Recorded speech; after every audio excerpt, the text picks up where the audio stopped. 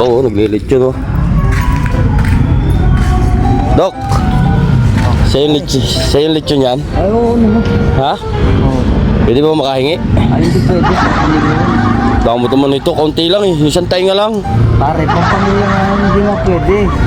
Ang daming pamilya ko dito nandito eh. Lechon lang eh, hindi pa ako magbigay. Hindi nga pwede pare, pasensya ka na, alis ka na doon. Doon ka na pare, sunod na lang kayo. Mahingi nga, kaunti lang. Hindi nga pwede. Sarap-sarap pa naman ng lechon, oh. Pulang-pula na, oh. Hindi nga pwede. Dali na. Sunod na lang kayo pare. Pupulutanin lang namin eh. Hindi nga pwede pare, alam mo na pang pamilya ito eh. Kaibigan naman kita, di ba? Kaibigan tayo pero sa ganito usapan, pamilya muna first.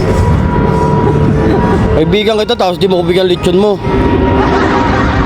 Ito nga, damot mo.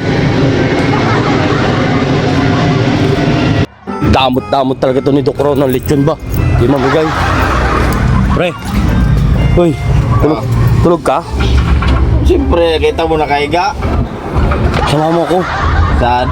Ayaw magbigay ni Doc Ron ng lechon eh. Nahingi lang ako ng lechon pampulutan ba? Asan mo yung Raw?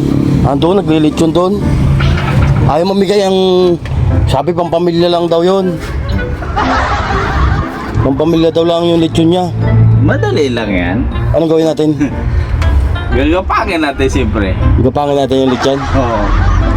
Oo nga no. Ichimpo lang natin na wala si Doc Ron doon na nakatalikod. Baka nandun siya. Andun nga siya.